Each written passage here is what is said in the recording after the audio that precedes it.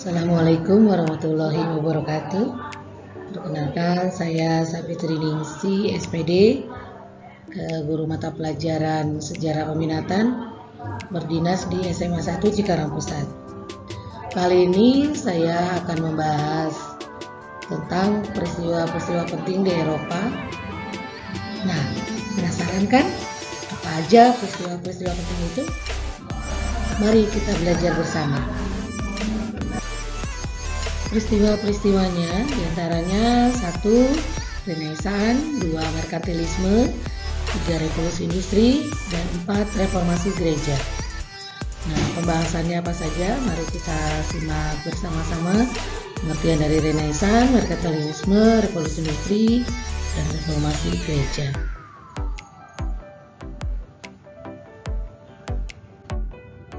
Kemudian ini adalah peristiwa penting di Eropa, Renaissance. Nah, Renaissance secara etimologi, Renaissance ini berasal dari bahasa Latin, yaitu kata re berarti kembali dan naigri berarti lahir. Secara bebas, kata Renaissance dapat diartikan sebagai masa peralihan antara abad pertengahan ke abad modern, yang ditandai dengan lahirnya berbagai kreasi baru yang diilhami oleh kebudayaan Eropa klasik, yaitu Yunani dan Romawi, yang lebih bersifat duniawi.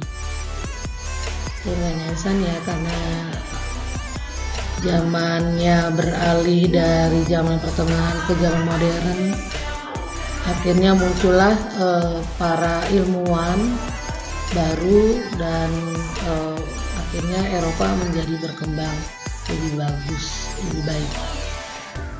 Lalu apa sih merkantilisme?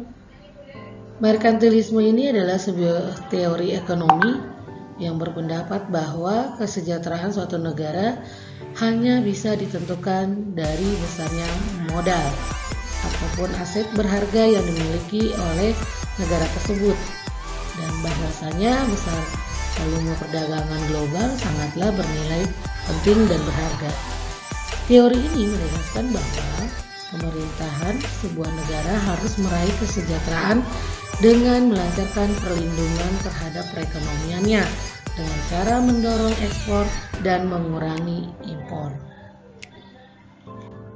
Nah, ini adalah suasana perdagangan perekonomian pada saat merkantilisme.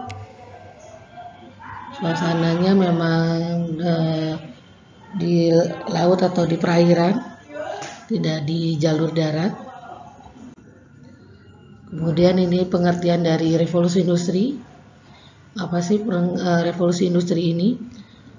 Dan revolusi industri adalah mengubah proses dari cara kerja manusia dalam mendapatkan suatu barang. Jadi sebelumnya pembuatan sejumlah barang dilalui secara manual atau dari tenaga manusia dengan hanya memakai tangan dan kaki manusia. Sedangkan setelah adanya revolusi industri, pembuatan barang-barang memakai bantuan alat-alat mekanik dan otomatis. Revolusi ini setelahnya terus berkembang dan menyampai puncak pada pertengahan abad ke-19. Nah, dari revolusi industri ini sebelumnya menggunakan tangan dan kaki manusia, jadi memang menggunakan tenaga manusia. Jadi dipekerjakannya adalah ibu-ibu dipekerjakan di industri dan anak-anak yang harusnya anak-anak sekolah tapi dipekerjakan. Kemudian ibu-ibu rumah tangga juga dipekerjakan yang harusnya di rumah ngurusi anak dan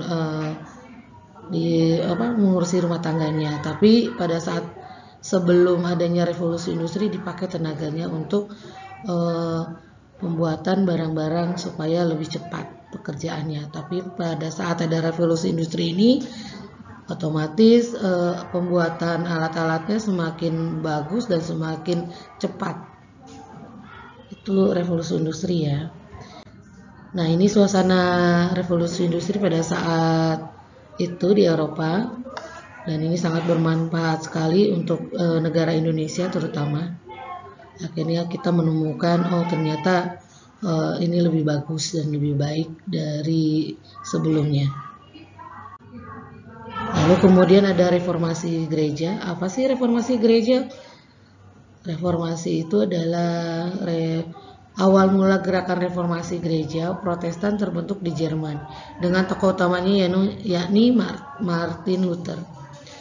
Faktor-faktor yang membawa terjadinya reformasi gereja ialah: 1. Terjadinya penyimpangan dalam tubuh gereja.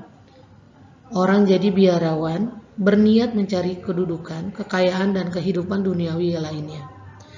Yang kedua, atau B, gereja berperan menjadi pusat kegiatan atau monopoli agama, budaya, ekonomi, dan politik.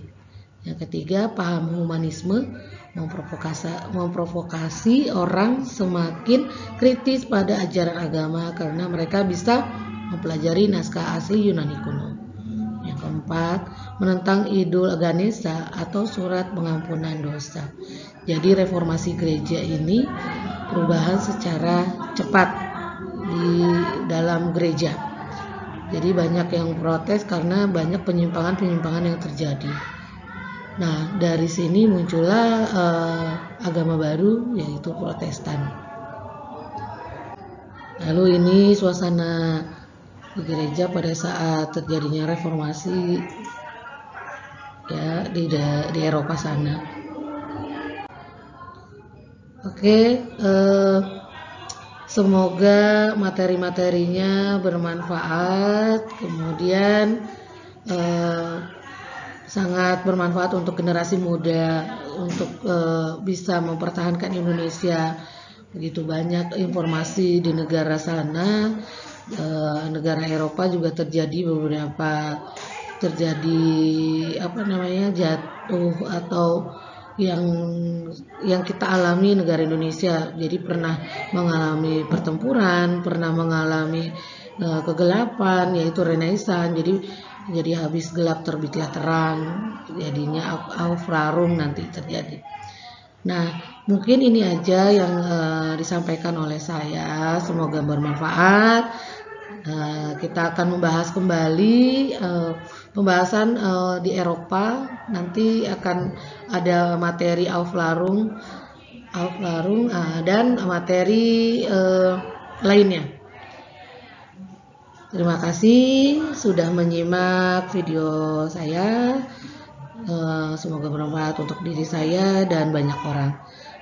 Wabillahi taufiq wal hidayah. Wassalamualaikum warahmatullahi wabarakatuh.